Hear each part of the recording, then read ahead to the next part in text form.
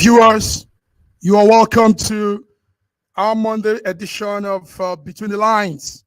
Between the Lines today, the 15th of April, 2024. My name is Mark Godwin Iweajunwa, and I'm here to do what I do with my colleagues and friends, brothers from different parts of the world. In faraway Lagos, Nigeria, is our man, Ogbeni Olayinka Raji. Ogbeni Olayinka Raji, how are you? I'm very well, thank you. Good evening, ladies and gentlemen, globally. Welcome to our Monday. Yes, globally. Yes, globally. I like that phrase, globally, because we are actually broadcasting globally, and we also have our coordinators globally. You are in Lagos, Nigeria, and in faraway Toronto, Canada, is also the man, George Chukwu. George, how are you? George, we can't hear you. Come on, put that thing right. In close to me here, UK, London, is our diva, Fiona Akanu. Fiona, how are you beaming with smiles? Good evening, everybody. It's a pleasure to be here. Welcome to all our viewers across the world. Welcome, Good evening, Fiona. you too. Good evening, Also in Istanbul, Turkey, is our diva again, Yema Benson. Yema Benson, you're welcome. So much. You are Thank welcome. you so much. Good. For having me. Let's see if George is back. George, let's hear your voice. George, we need to get the audio there. Anyway, George, fix that. We know you can do that. Gentlemen, it's a beautiful Monday here in Milan. It's evening, and I know you guys are all keeping well. So, but there are situations around the world that is not doing too fine. Planet Earth is bleeding because a lot of troubles will arise all of a sudden. Now we're talking about what does happen in Australia. If you're all following, right there in Australia during the weekend, a young man, 40-year-old Joel Kaachi, fatally stabbed 6 people, injured almost 12 more in a violent rampage in the busy city of Sydney. Sydney experienced something they've never seen before. This man went on a rampage, killing, talking people right there in a shopping center. I'm trying to see if we can get the video. It's so sad, so sad. Let me start with you, Fiona. Waking up Saturday morning and hearing that there was that kind of rampage, you know, in a busy supermarket, in a busy center of activity. Fiona? Yes. So, of course, you know, our condolences here at SSM to go to all the victims and their families, of course. It's another sad indictment of what happens when mental health issues are not being supported and followed up in the way that they need to be. I understand that the assailant was a paranoid schizophrenic. That's what I understand. And he just, that was what he took to the streets and decided to do that day. I know he had just moved into the area recently, I think the last month or so. But I think, you know, obviously there has to be medication, but the important thing is that people who are vulnerable in this way, they need to really be supported by the services, the community that they're in, you know, provide. So it's a very, very sad thing, because I know there's a young baby who's been left without a mother. You know, so it's absolutely heartbreaking, and it's the sort of thing that you say, oh, could this have been avoided? You know, if there's so many ifs in the story. So, you know, it's just a heartbreaking tale, to be honest. And as I said, our condolences go out to, you know, everybody that's been affected by this. You know, even the lady that shot the assailant. You know, this must have been a very traumatic event for her as well, because obviously he lunged forward to attack her. So, you know, so many people have been impacted by this, and I think it brings mental health issues really to the fore of everybody's mind. Mental health issue. But let's hear George. George has come on. George, you're welcome to Between the Lines. Okay. Yes. I can hear him. Mental health issue. Fiona, thank you for that beautiful summary of the event. coupled with some other things, some crazy things we're hearing too. The young man they found out he has been in some of these explicit sites where he was soliciting for people to watch him do some real crazy thing. So plus the mental health issue, plus him acting very crazy. Raji, how did you guys hear that from Nigeria? Rampage in Sydney, Australia. Nigeria has its own problems. So cases like that seem strange to us. That somebody would just, with all the way of life, all the ease of life that they have there, if they were in Nigeria, I don't think they will have that kind of mental health issue. Because the tedium of earning a living, of staying alive in this country, will not give you the chance to have any mental issues. It's unfortunate that thing happened. It's very, very unfortunate. And as Fiona has said, our condolences go to all those who have been impacted by the unfortunate incident. I don't know whether he was not sufficiently tracked so that they could track him and keep a leash on him. But then it happened. It happened. In Nigeria, we are dealing with too many things for us to even have time for us to misbehave to each other. So, but we know it happens. Sometimes you have such things also in Africa, in Nigeria, in Lagos. I mean, somebody goes on rampage in the public, chasing everybody. I mean, I've experienced that too. George, yes, how are you? Can you hear us now? We can hear him. George, we can hear you. Okay, anyway, yes, our diva, Ian Benson. Turkey once in a while experience such bizarre acts from people once in a while. I remember also in the past. Now, how did you copy that from Australia, from Sydney? I'll say it's very rare here compared to the other side of the world. I think in Turkey, the fact that they're not liberal, I would say that they're very liberal. You can live your life, do whatever you want. It's not like that here. So you're forced to talk to yourself and don't act out of place. So it's more like that. I would say psychopaths are roaming around that part of the world. I would say it's different here. It's very different here. Oh, such a handsome young man. It is. It's a waste of life. Waste of all of them with all manner of demons to deal with.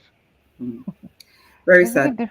I think they're liberal there, so that's what gives them the impetus to go about doing that. But people are not liberal here, so we don't do that here easily. So viewers, that's the young man there. Those of you watching, Joel Kachi, 40-year-old man, went on the street, stabbed 6 people, killed 6 people, injured many more, little babies, everybody running for their life in a violent rampage in busy Sydney town shopping center Saturday afternoon.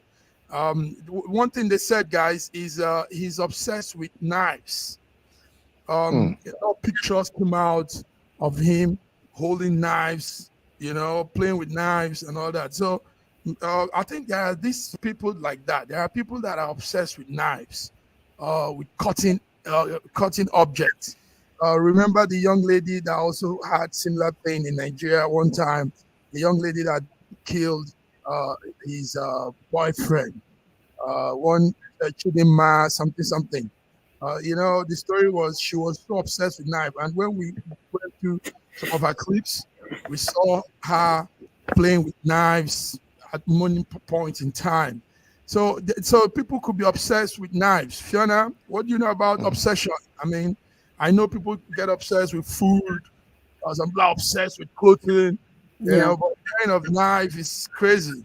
Yeah, I think obsession with anything is not good, regardless of what it is. So obviously, a knife you could potentially harm somebody else, and if it's food or whatever, you could harm yourself. So I think any obsession, absolutely 100%, is never going to be a good thing.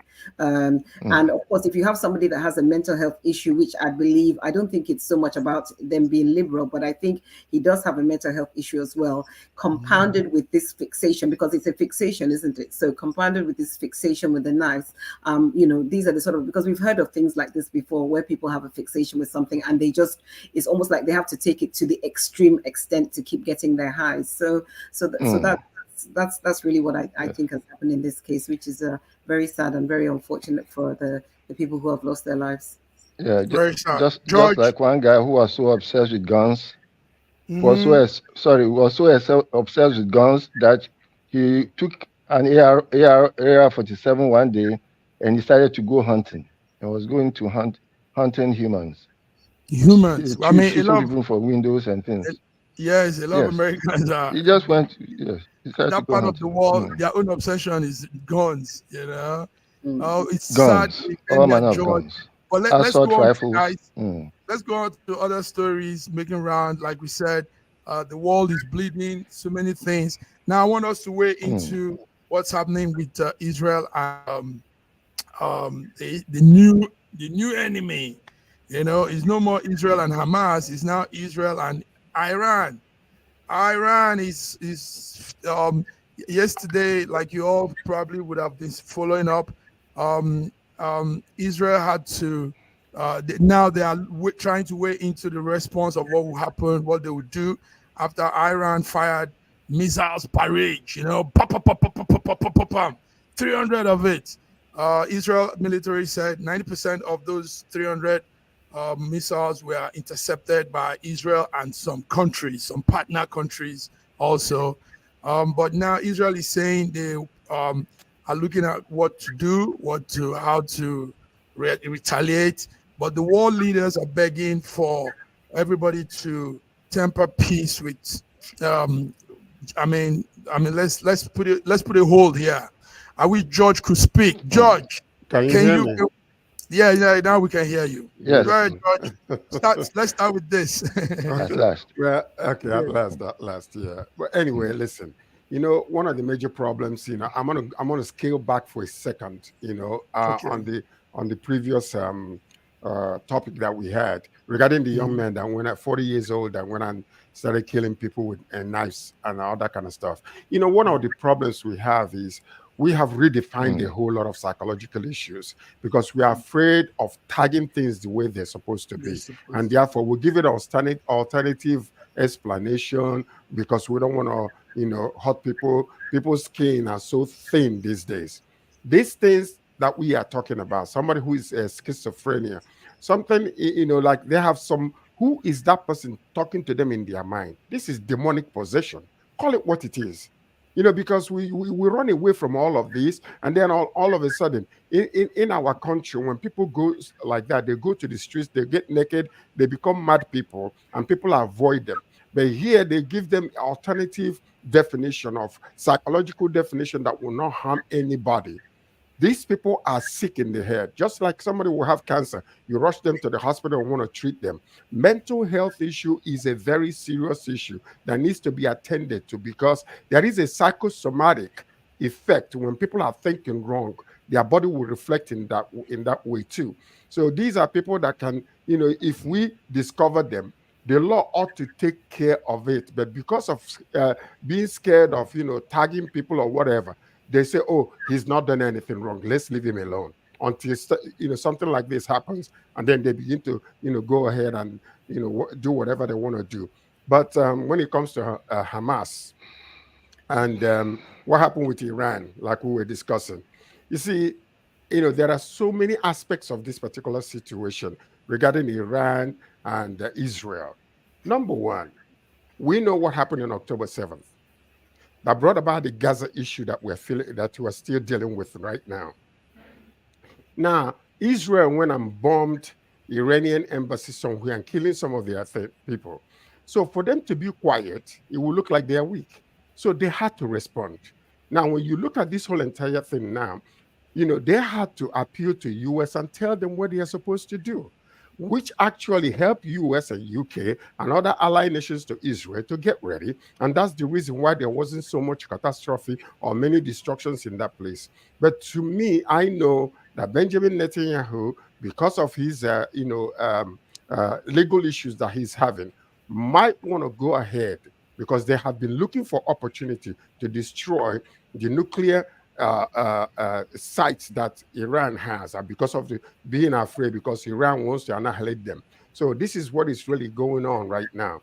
I know they put about 350 missiles and all that kind of stuff. Many of them were stopped by Jordan. Many of them were stopped by Jordan, many by UK, and many by USA. So only maybe a few that landed. But we need to be careful because this is not a laughing matter. Anything, if this war escalates, the whole entire world will be affected.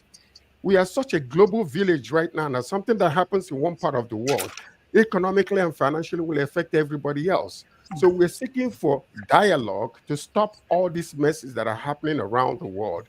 The world is already in a dire state as it is. We don't need any more escalation.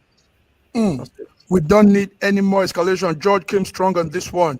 George, thank you. But before we go on with more stronger views, let's welcome our man, Godwin eBay. Dr. Godwin, how are you? It's midnight. It's night there in Russia. How are you this evening?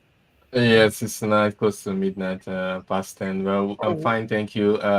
Good evening, Legends. Thank you, viewers, for tuning in. Ready to yes, contribute. I know you're ready. You're always ready, Dr. Ibe. Okay. Let's go to the ladies. Fiona, one thing we're hearing this evening is the Jordan foreign minister says that Israel is using this to take away the attention of the war in Gaza and what they've been telling Benjamin Netanyahu to stop and give passage for food to go into Gaza.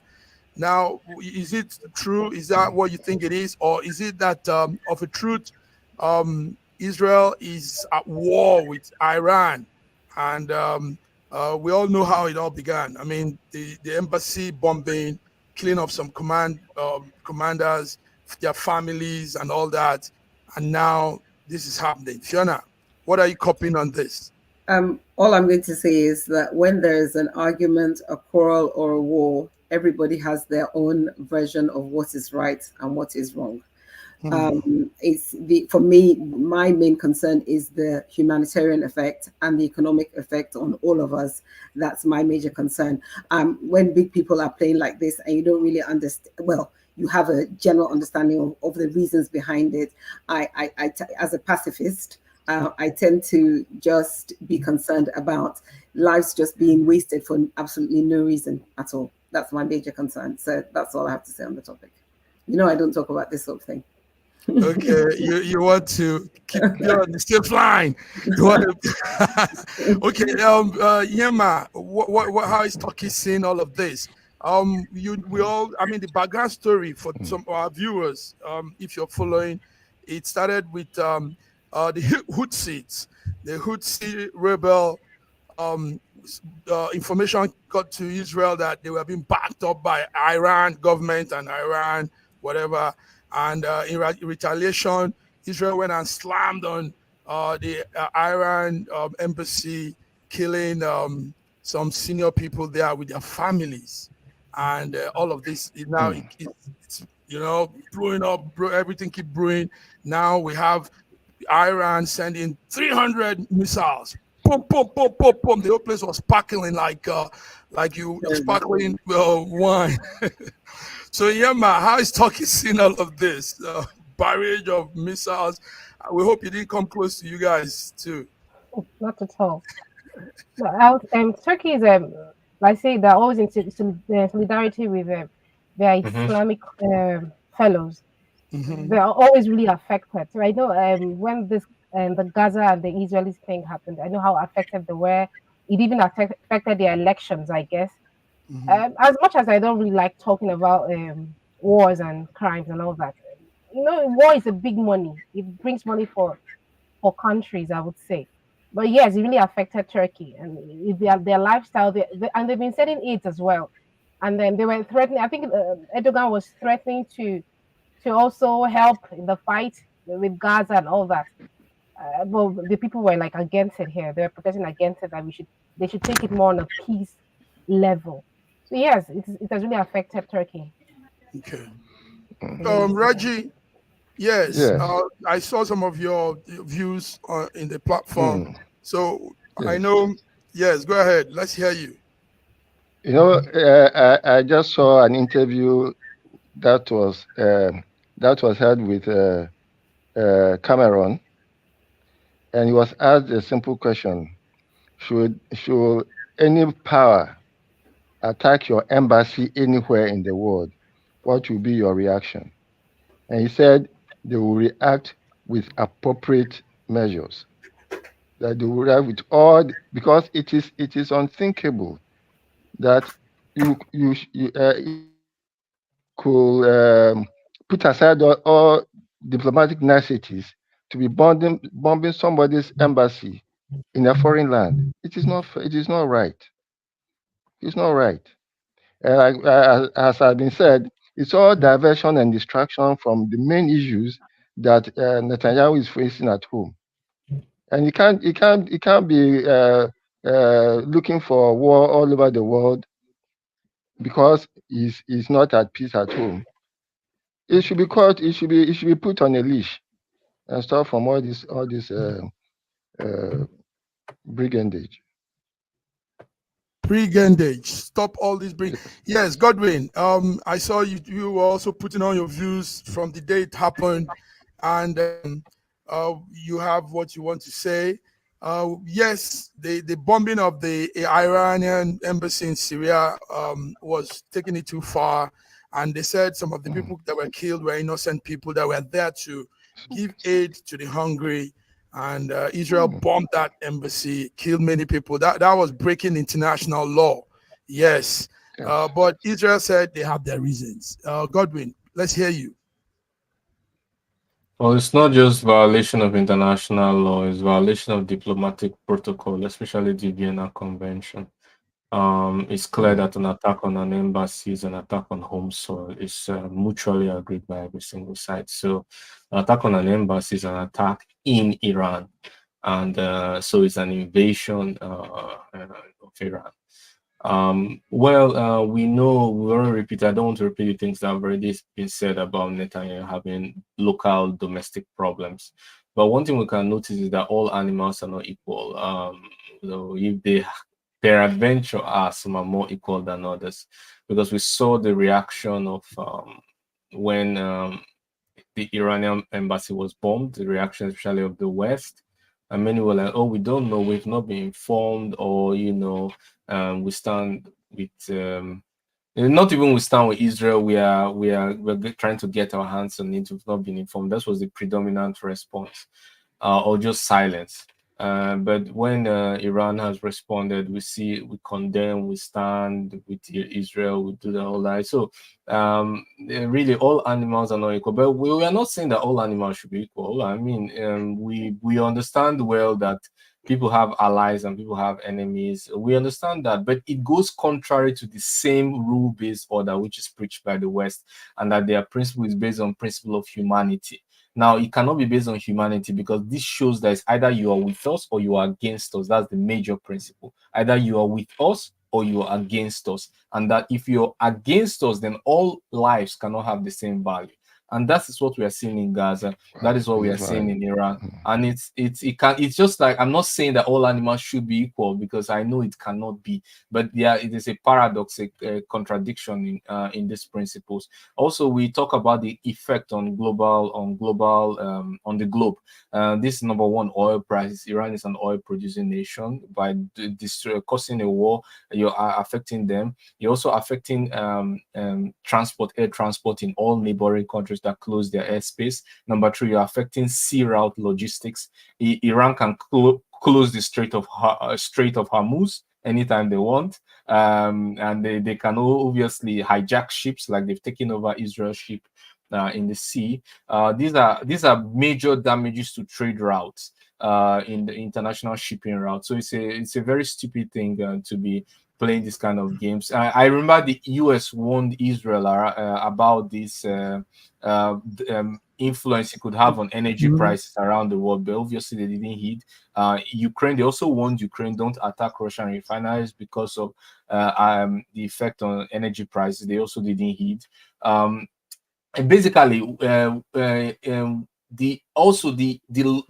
the cost of maintaining the war. Israel cannot maintain the war. Israel definitely requires allies. But people say, okay, well, if they have allies, everything is fine. It's not true. The allies that Israel are involved in so many war theaters around the world. Thank you very much. The US is able to just your last sentence. Yes. The US thank you. Let's move on. Let's move on, Godwin. Let's move on. Thank you. America has boldly said they will not participate in any offensive action against Iran. And they stated that clear this morning. So let's run with that. Let's go on, guys. Let's go on with other stories. Our time is not much, as you know. Before we go to this other story, I want us to do something. We rarely have good news come out of our country. You all know. So when we get one, we want to highlight it and run with it so that we begin to look good also on the international plane. Two major figures have sprung up. Two ladies have sprung up in our country, around here in Europe and in America. Number one, we forgot to talk about her last time. Is a young girl called, that's her photo there. This young girl is called Princess Oluchukwu Owuwa.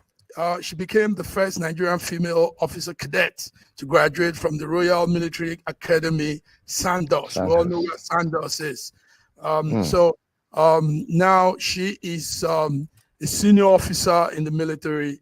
She is going back to Nigeria to serve, and she will be a very, very prominent figure in our military strategy and everything. So that's Princess Oluchukwu.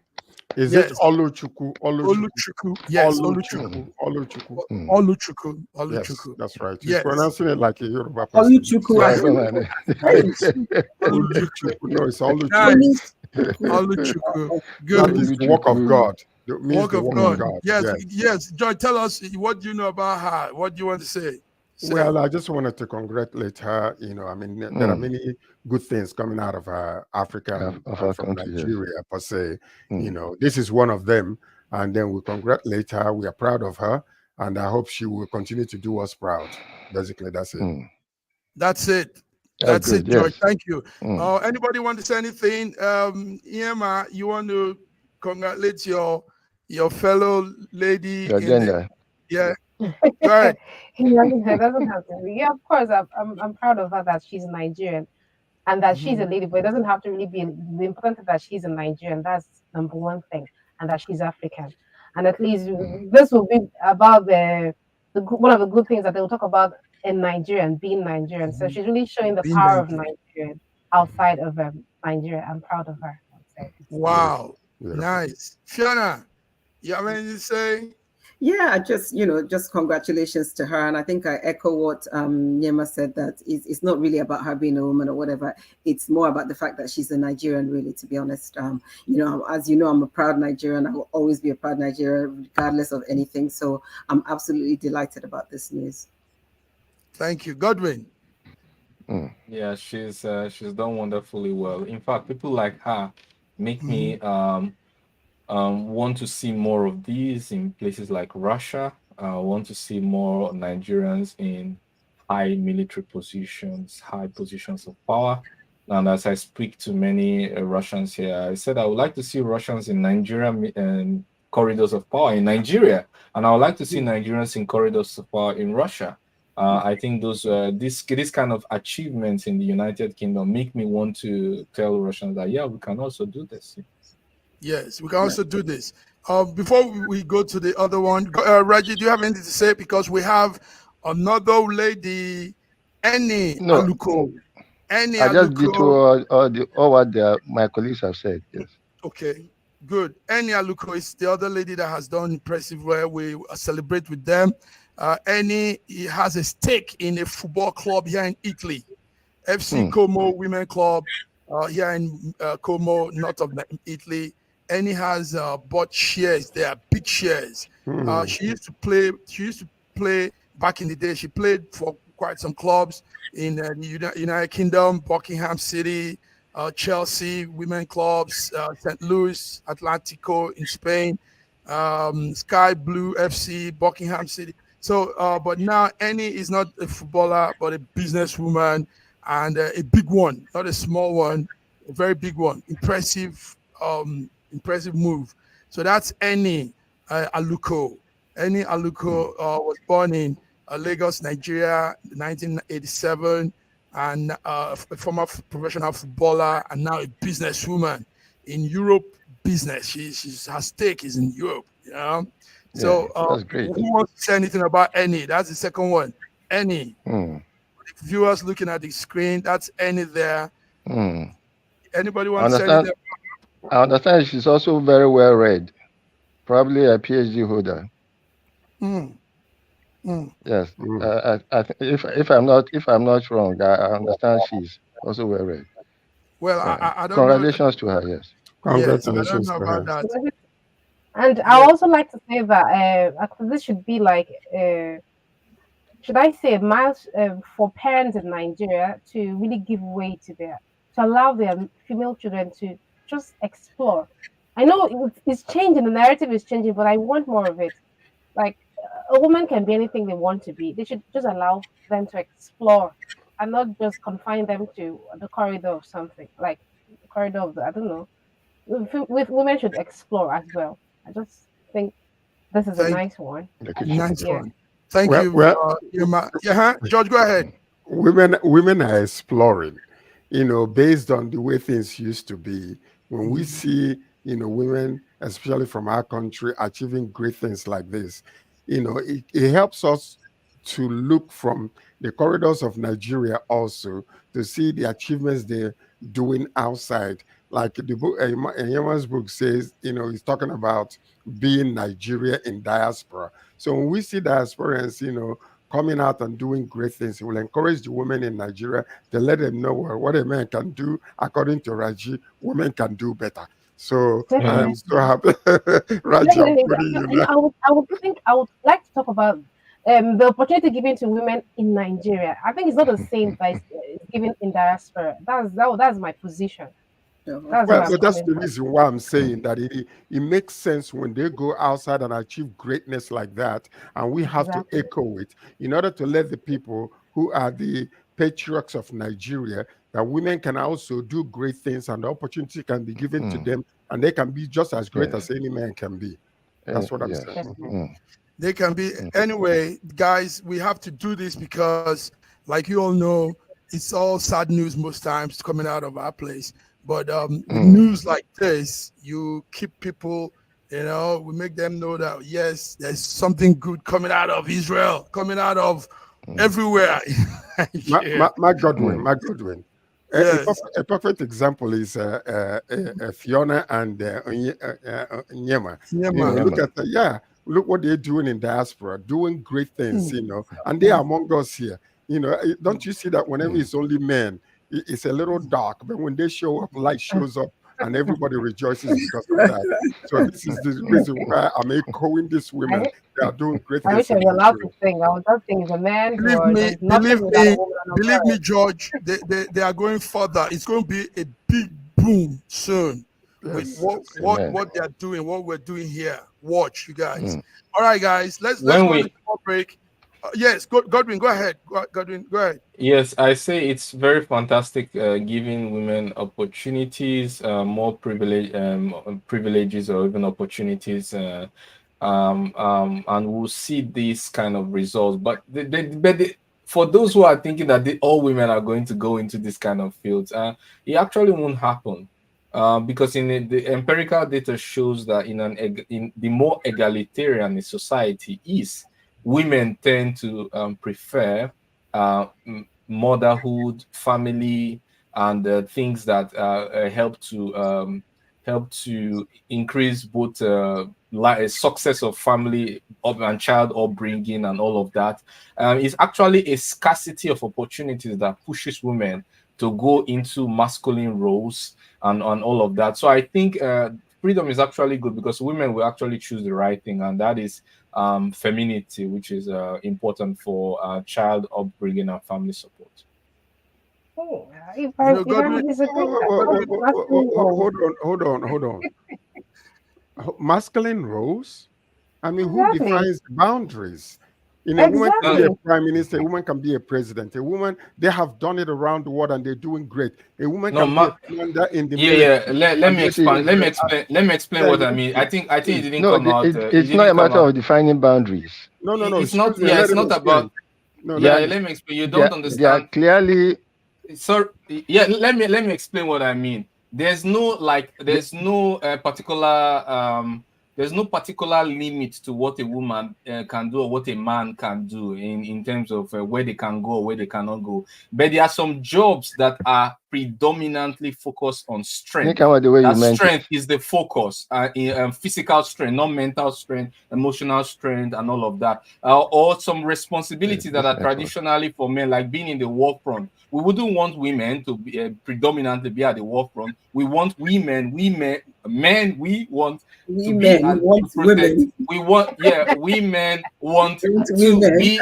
We want to protect, to be at the forefront, to be at the battleground. We don't want women taking the good shots for us. We believe that we have to protect and to provide. So there are jobs that are for men, that are predominant, where the focus is strength. And there are also some jobs that are for women, where it has to do with child upbringing, nurturing, pregnancy, antenatal, prenatal, any social construction that tries to say there's no difference between man and woman is false, and that's the thing we reject. But at the same time, I want to give everybody equal opportunities without denying the fact that there are biological difference between men and women. All right, guys. That's what I'm trying to say. Great. Thank you.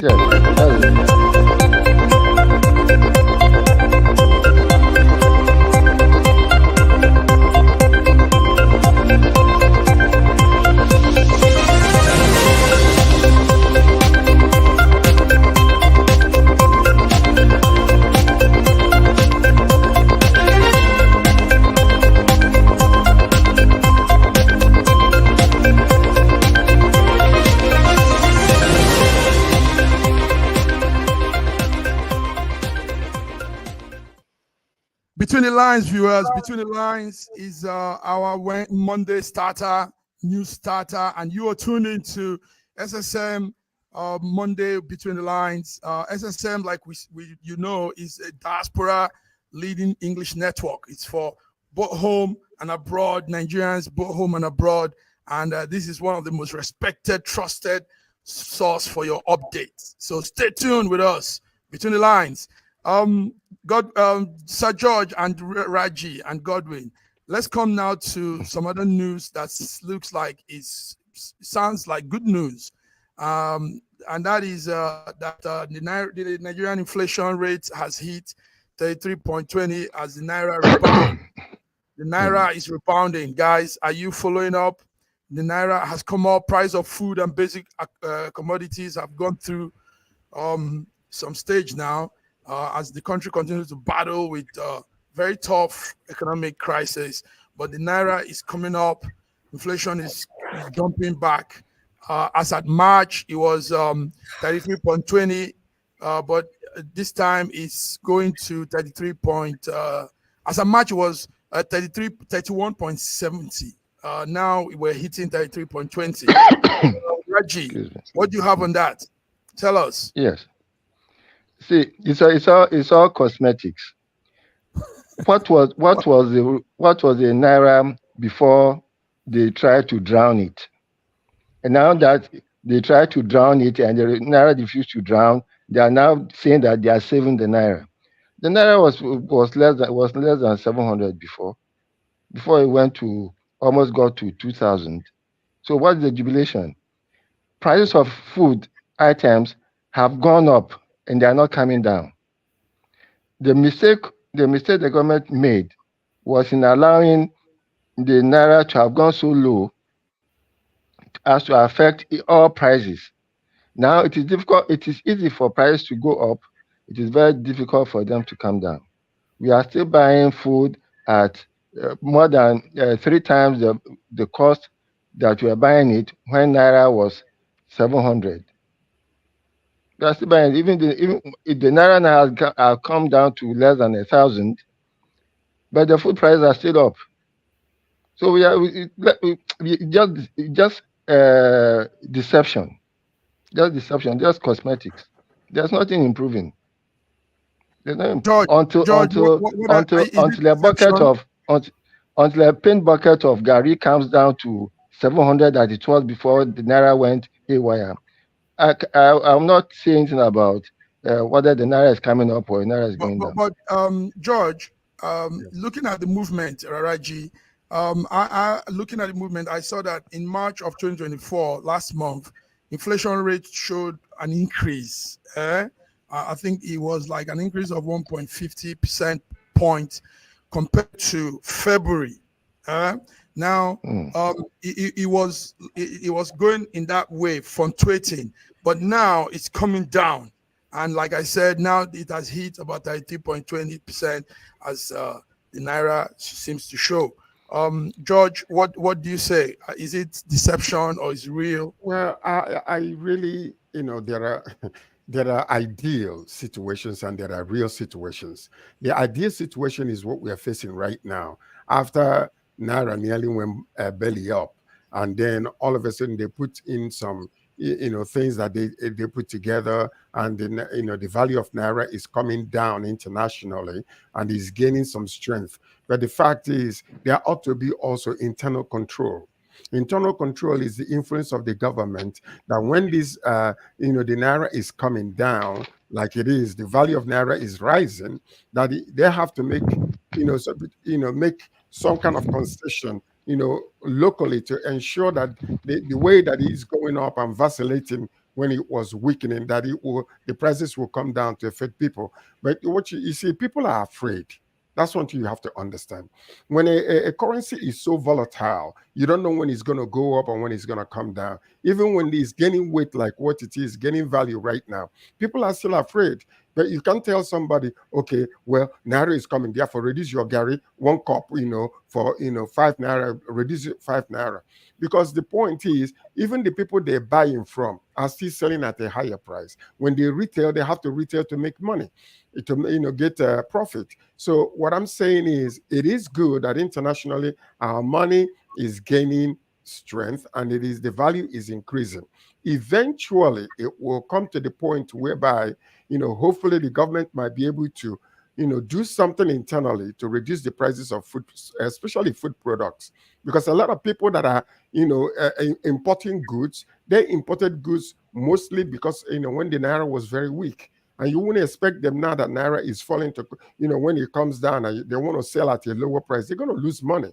And that is one of the major issues we have with a volatile economy, a volatile currency like Nigeria. So we got to be careful that when we're doing what with one right hand, we're going to do with the left hand to make sure that the effects is going to be cushioned, locally in our economy in Nigeria.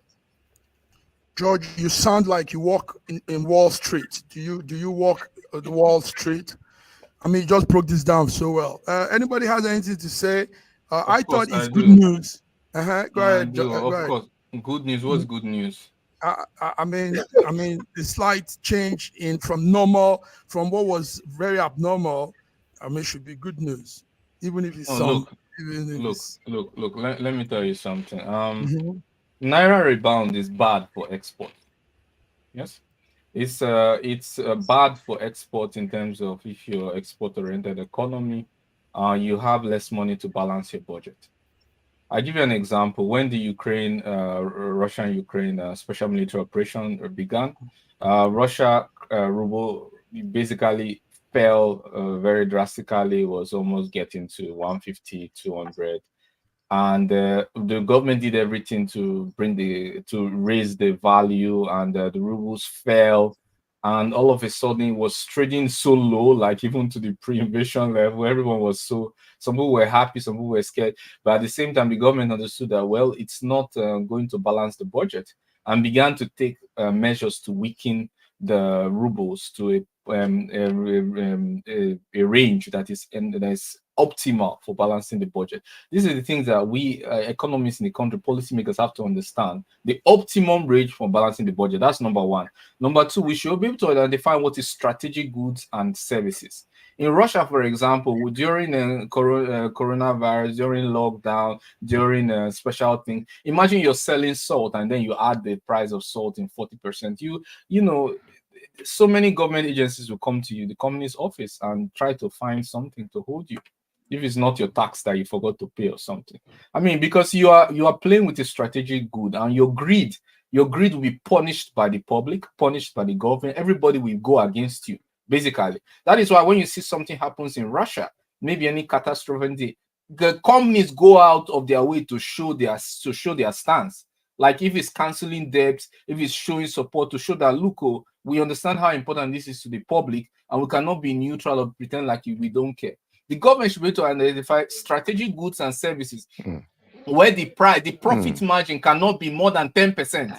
Because if the profit margin is more than 10%, it's strategically terrible for the whole country. And then you put a price ceiling for that, or you punish companies that put profit above the welfare of the strategic interests of the country. And then also, just one last thing, the gainfully employment. If more people are gainfully employed, it doesn't really matter the price of one thing, because everybody will charge the same price for their services, and it will have an upward pull on salary. Because you cannot hire anybody, you cannot, there's no labor you can afford at a cheap rate if everybody is gainfully employed. So we should work more on factors of production rather than worrying about exchange rates. We should work more exporting and producing the things we need locally, and that will strengthen our economy and prevent us from shocks of inflation and the rest. Prevent us from shock of inflation and the rest. Now let's just stay on this Naira issue. The act of spraying money, gentlemen, in parties have long been a popular tradition in Nigeria. It has been like a lively icebreaker at gatherings, at social events. Nigerians love it, you know, spray money, shower themselves with cash, and money will be everywhere on the ground. But now, however, law enforcement agencies have intensified their crackdown on individuals and engage in this practice. Gentlemen, let's talk about this. Now enters this Nigerian transgender celebrity called Bobrisky. I don't know how you call his name. Bobrisky. Yes, Bobrisky has been held for Naira abuse, spraying Naira and all that, and tampering with our Naira currency. Now it's an issue. So let's look at it from both sides. Let me start with you, Fiona. Is Bobrisky just a scapegoat for the EFCC when we know everybody is doing this in Nigeria? Spraying Naira, using Naira anyhow, abusing our Naira. Fiona? I believe that the act and practice of spraying money is something that is synonymous with Nigerians. Even if you look at anything on social media, you know, once anybody's shown spraying, they start making references to Nigeria. I think that in this particular case, I feel that this appears to be something of a sort of witch hunt. And I don't believe that the underpinning reason for her arrest, imprisonment, etc. That's how she refers to herself. No, she actually said in court, I'm a man. But she refers to herself. The person refers to himself as a her. So I'm just going with what the person says. I think that what this is more about is about the pushback against the LGBTQ agenda. I think that's really the thing that's really underpinning it. But for Western, what will I say, Western lenses, I don't think the narrative that Nigeria wants to go with at the moment is to be doing anything that goes against LGBTQ. So I think that this is just all a way to kind of scapegoat. I'm not now. I am totally in agreement. If they came out and said that's what they were doing, I can align with that, because if that's the laws of the land, I'm quite happy. Whatever the law, we always talk about the fact that we are not Westerners. We're not, we're not from the United. We're not Americans. We are Nigerians. So whatever the law says, as in Russia, as in any other place, whatever the law says of the land, I'm quite happy to accept that. So if they come out and say, listen, actually it's about this, then I'm here for it. I can hear it. But to me, it just seems that we see politicians spraying money all the time. We see everybody spraying money. It's a common practice. I don't know why this, except of course, I'm quite happy to be corrected. If there are other people that have been arrested for doing this, then I'm happy to have that conversation. But until the point that I see that, then I just feel that, yeah, Bobrisky is being made a scapegoat. Thank you, Fiona. Thank you. You've said so much on this. Thank you.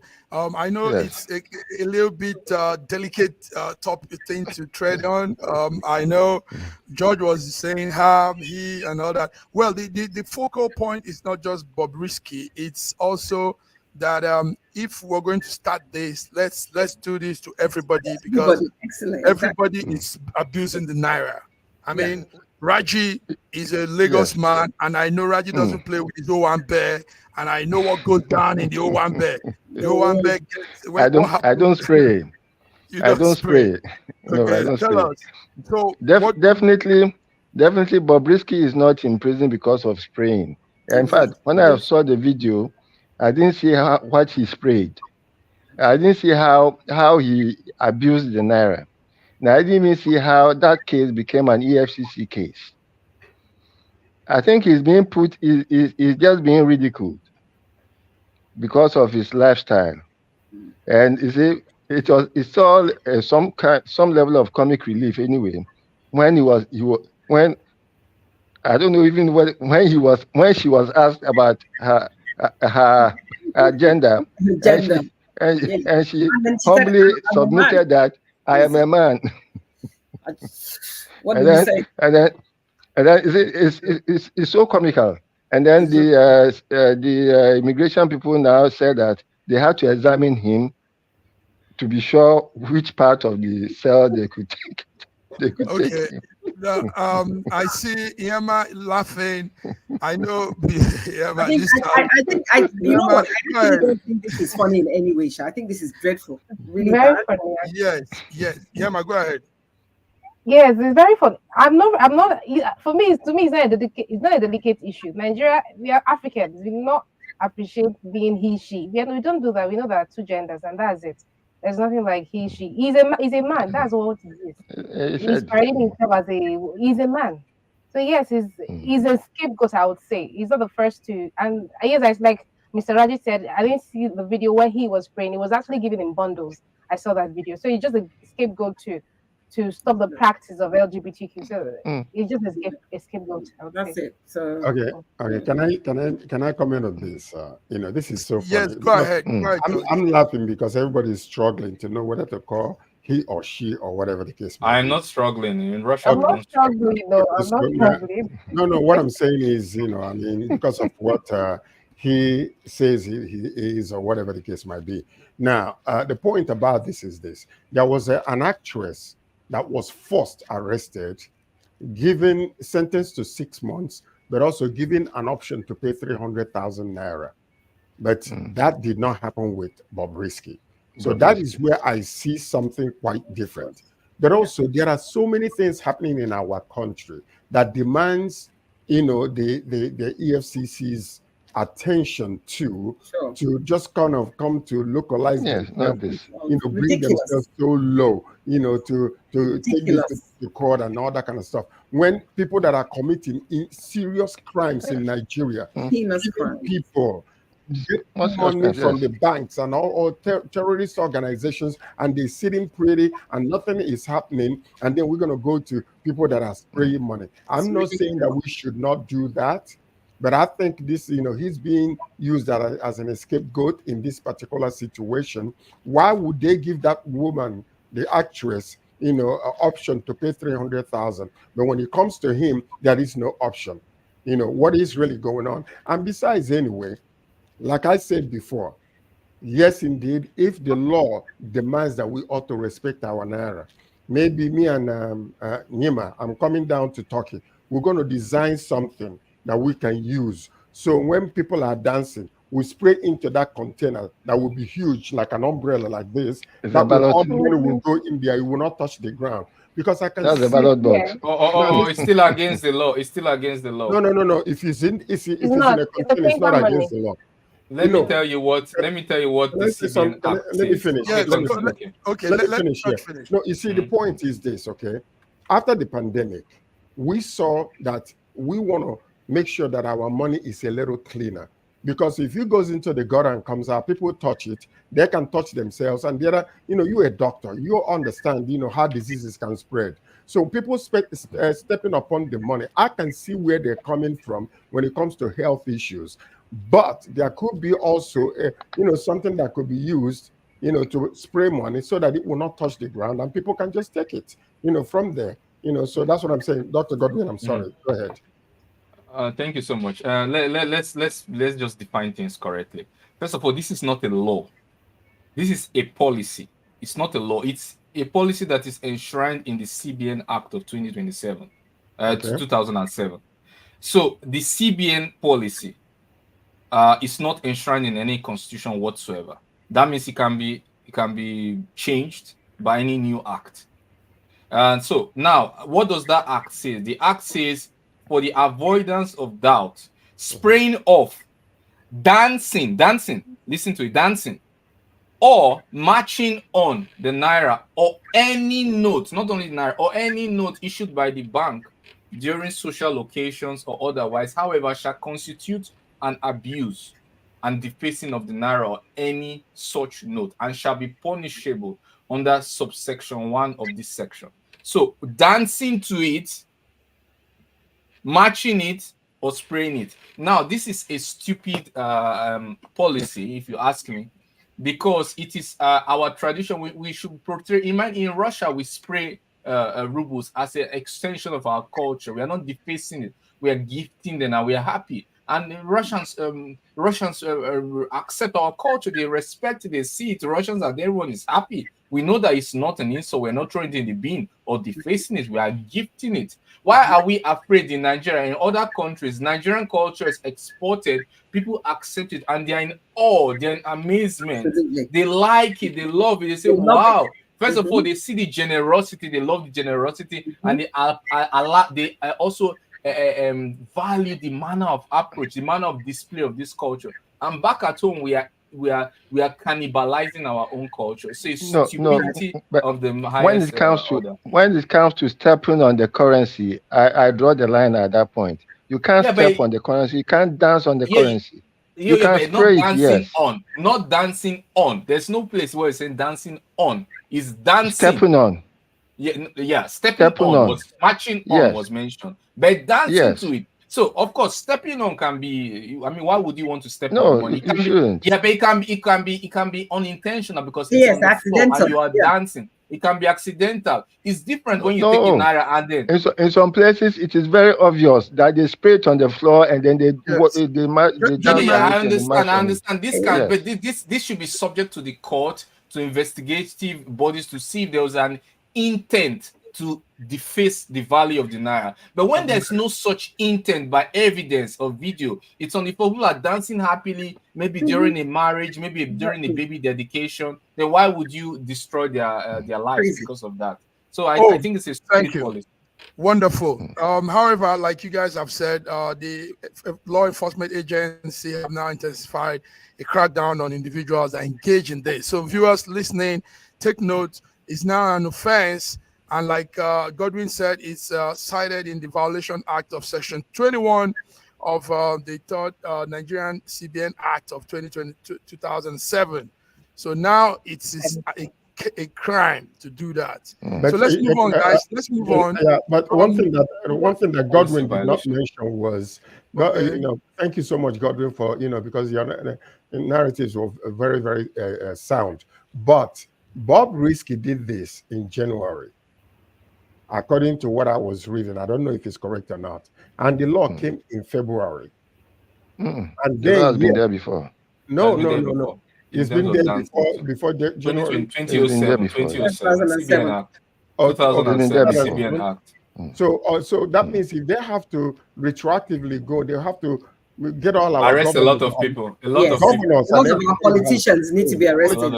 Yeah, of course. And that's what we're saying. That's what we're saying. Everybody falls in this. Everybody comes under this. Gentlemen, let's move on. Let's move on. Let's move on.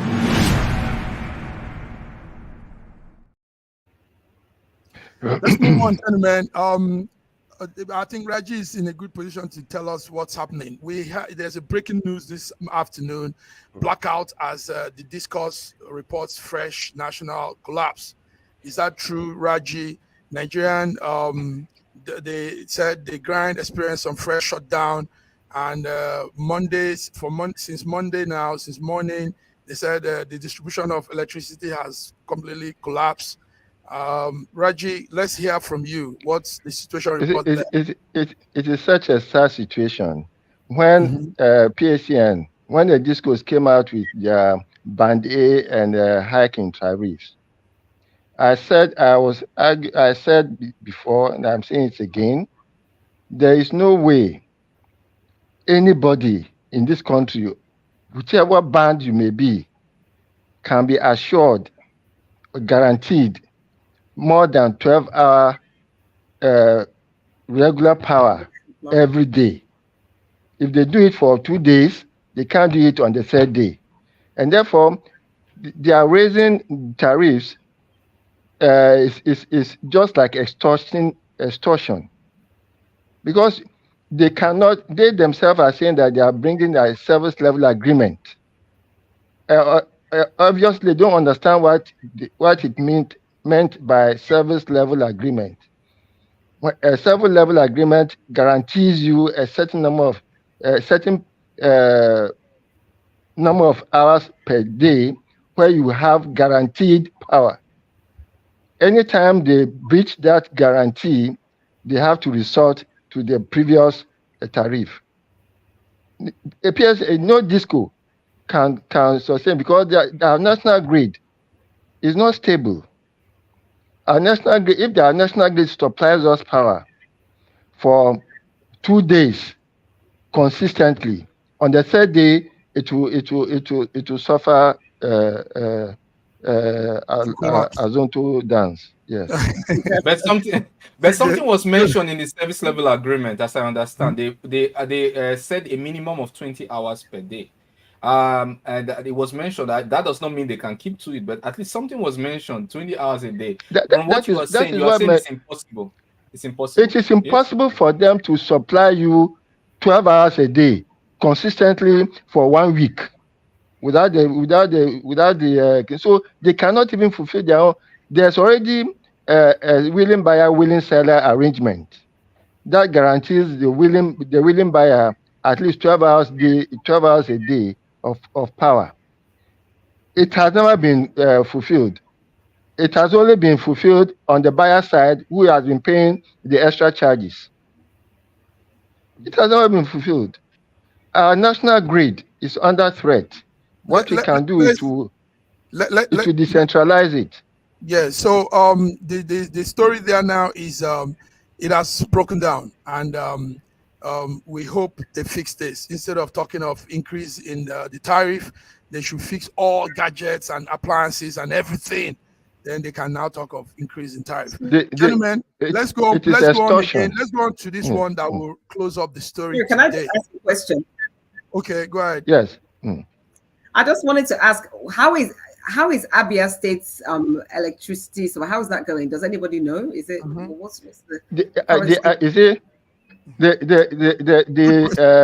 the geometric power system in Abia mapped out a certain area in Aba for which they are dedicating their mini grid, and that is what we should be doing across the country. Wherever there's a GENCO, let that GENCO have its own mini grid so that it can supply power to a mapped up area in that vicinity. Okay, thank you, sir. Yes. Thank you, Raji. Like gentlemen, let's go out with this one. Sorry, we focus more on some Nigerian stories because a lot is coming out there. There's these videos that have been going around. Raji, you're in a good position to tell us what's happening.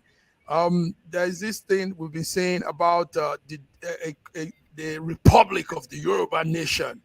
A woman, first of all, gave a national broadcast, stating and clearly declaring that the Yoruba people couldn't have been the national broadcast. Yes. The Nyam head was just sitting in one corner and reading a script. No, but she's made the broadcast, and a lot of people are following that. Now she said, which people? No. Nation is 55. Magic Mark, please let's get the facts straight. I am a Yoruba person, and I am an advocate of a federalist state where the Yoruba nation will have its own enclave and be able to, just like we had in the Western region, where we have to be in full control of our resources. And I want it for every nationality in the country. But it's not the way that these yam heads are going about it. Anyway, as a matter of fact, you call them yam head, but they did some essentially because they are not the true Yoruba nationalist organization. They are not. Anyway, George, were you following that whole thing? I was following it. But the funny thing is that she claims to be the wife of our ex leader. As a matter of fact, that is even controversial because of Abiola said that all his children, because he was so all his children have to undergo a DNA. All his children, apart from the children of Kudi and Simbi, all the other wives, all the children have to go, and none of these Onitiri's children pass DNA test. Raji, let's not go there. That is an internal issue. It's a household. It is not. No. It's an internal issue, please. What I'm saying is, let's say on the subject here. The subject is that this woman came out and was claiming that Oduduwa, they want to claim, their own republic, and that is what we are talking about here. Whether she's in Nigeria or somewhere else, that's a treasonable offense that she's committing. So now what we need to do is to talk about what should Nigeria do as a nation when people are, outside and agitating internally and bringing disruption and chaos among the citizenry. We need to really talk about that and encourage the government to seek redress from international countries when people are just taking refuge, like, Simon Ekpa and this lady now, and they're causing all kinds of havoc in Nigeria. Yes. They should be allowed to be repatriated back to Nigeria and face the law, because this is a treasonable offense. We should not allow that to happen. And that's the reason why I just want to, let's stay with the, focus on this, because this is part of the problem. Look at I'm focused. Now, hold tight. I'm holding tight. Okay. They went to the government house with matches, some guns and everything. It's not government house. Okay, whatever they went. It's not government house. It's the secretariat. Can I please finish what I'm saying, please? Thank you. You said government house, but they didn't go to government house. They went to the secretariat. There was a gathering of government officials, and they had weapons. So if things did not pan out the way it did, guns and cutlasses. Okay, so people could have died. So this is some of the things that we need to really face, because people. Some of them died. Okay, well, some of their own people died. They're supposed to have been dead because misguided offense. They came out with weapons. Misguided yam heads. Okay, guys, so I think we'll shift this discussion to Wednesday. It's a serious thing. Like sorry, let me just one. Okay, go ahead. 1 minute, please, because our time is up. I want to say that that is not realistic in terms of. I understand what George said. It would be nice if it were possible. Yeah, but it's not realistic, because first of all, you don't have repatriation treaty with these countries. And also repatriation is only done when there's a two-sided interest, bilateral interest, yeah, to do so. And also if they seek political asylum is considered based on international law. And last but not the least is that they can be used as geopolitical tools of control by the host country on the nation that is being destabilized. Guys, so thank you very much, Godwin. Yeah, thank you, George. George, this is a serious topic for us to really address, and we're coming on Wednesday to talk about it because it is embarrassing to Yoruba people, to the Yoruba tribe. It's and we should not play with it. Yoruba is not a tribe; it's a nationality. Oh, good. So that's why we should address this. So we'll come back on Wednesday, guys. Viewers, this is it. Between the lines, we've done our thing. Thank you, Yema Benson from Hockey. Thank you, Fiona from London. Thank you, Olayinka Raji from Lagos, and Dr. Ibe from Russia. Our great big man, Sir George from Toronto, Canada. So we'll come again Wednesday. Now, guys, be here Wednesday. It's going to be hot because somebody is also telling me he's coming to put those words out. You all know who I'm talking about. Okay, until we come again, have a beautiful evening. Have a good